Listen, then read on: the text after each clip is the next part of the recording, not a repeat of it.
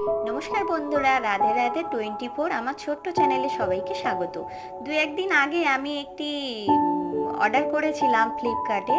সেটা হচ্ছে স্ক্যান্ডেল। আমি 50টা স্ক্যান্ডেল অর্ডার করেছিলাম।